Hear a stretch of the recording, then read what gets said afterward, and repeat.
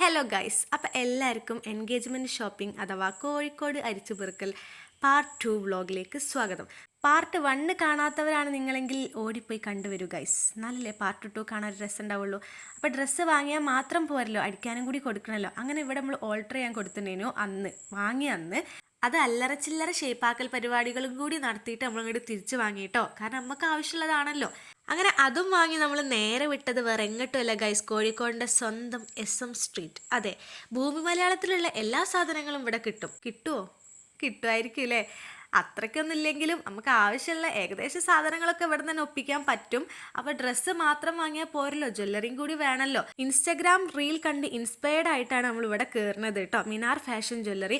ഇവിടെ ഒട്ടുമിക്ക എല്ലാ സാധനങ്ങളും റെൻ്റൽ ഐറ്റംസ് ആണെങ്കിലും സെയിലിനാണെങ്കിലും ഇവിടെ ഉണ്ട് കേട്ടോ. പക്ഷേ നമ്മൾ ഉദ്ദേശിച്ച ആ ഒരു സംഭവം ഇവിടുന്ന് ഉണ്ട്. പക്ഷെ എന്നാലും മനസ്സിനിണങ്ങിയത് കിട്ടാത്തത് കൊണ്ട് തന്നെ അവിടെ നിന്ന് ഇറങ്ങാനായപ്പോഴത്തേനും വിശപ്പിൻ്റെ വിളി വന്നിട്ടുണ്ടെങ്കിൽ പിന്നെ ഒന്നും നോക്കിയില്ല. മുന്നിൽ കണ്ട കട അതായിരുന്നു ICH, ഇന്ത്യൻ കോഫി ഹൗസ്. അങ്ങനെ അവിടെ കയറി സദ്യയും പിന്നെ ഒരു പായസവും ഇതാണ് നമ്മൾ കഴിച്ചിട്ടുണ്ടേനെ കേട്ടോ. പിന്നെ എനിക്കൊരു സംശയം എന്ന് വെച്ചാൽ, ഇന്ത്യൻ കോഫി ഹൗസ് അല്ലെങ്കിൽ ICH നമ്മൾ പൊതുവെ അറിയപ്പെടുന്നത് ബീട്രൂട്ട് ആയിട്ട് ബന്ധപ്പെടുത്തുക അല്ലേ? കാരണം ഓരെല്ലാ ഫുഡിലും ബീട്രൂട്ട് ഉണ്ടാവും. പക്ഷേ ഇന്നലെ ഞങ്ങൾ കഴിച്ച ഫുഡിൽ ബീട്രൂട്ട് ഇല്ലേനി ഗൈസ്. ബീട്രൂട്ടിൻ്റെ ഒരു അംശം പോലും ഓലെ എവിടെയും വരത്തില്ല. അതെന്താ അറിയില്ല.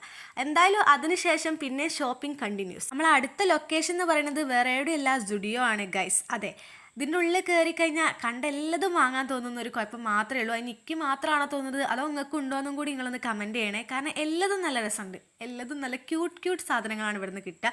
പിന്നെ ഒരു കാര്യം എന്ന് പറഞ്ഞാൽ, ഈ ബ്ലാക്ക് ഡ്രസ്സ് ഇട്ടിട്ടാണ് തോന്നുന്നുണ്ട് ഗൈസ് ഇവിടെ ഉള്ള എല്ലാവരും എന്നോട് വന്നാണ് സംശയം ചോദിക്കുന്നത്. ചോദിക്കണോലും തെറ്റ് പറയാൻ പറ്റൂല, കാരണം ഇവിടുത്തെ യൂണിഫോം ബ്ലാക്ക് ആണ്. അപ്പോൾ പിന്നെ ഞാൻ ബ്ലാക്ക് ടോപ്പും ജീൻസും ഇട്ട് വന്നാൽ എന്നോട് ചോദിക്കല്ലോ, സ്വാഭാവികം. ഇവിടം വരെ വന്നിട്ട് ഈ ലിപ്സ്റ്റിക്കിൻ്റെ ഏരിയയിലേക്ക് നോക്കാതെ നിൽക്കാന്ന് പറയുന്നത് ഒരു പെൺകുട്ടിക്കും സാധ്യമല്ല. അതുകൊണ്ട് തന്നെ അവിടെ കയറി കുറേ ലിപ്സ്റ്റിക് ഷെയ്ഡ് എടുത്ത് കുറച്ച് ചുണ്ടുമിലും കുറച്ച് കൈമിലും ഒക്കെ വരച്ച് ഷെയ്ഡൊക്കെ നോക്കി അതിലൊന്ന് വാങ്ങി ഇങ്ങോട്ട് പോകുന്നു കേട്ടോ. പിന്നെ ഇവിടുന്ന് ബില്ലാക്കാൻ നല്ല ക്യൂ ഏനി ഗൈസ്. പിന്നെ പൊതുവേ മടിയുള്ള കൂട്ടത്തിലായ എനിക്ക് അത് പ്രത്യേകിച്ചൊരു ബുദ്ധിമുട്ടേനി. കാരണം ഇങ്ങനെ വരി നിൽക്കുക, പ്രത്യേകിച്ച് കാൽവേദന കൈവേദന.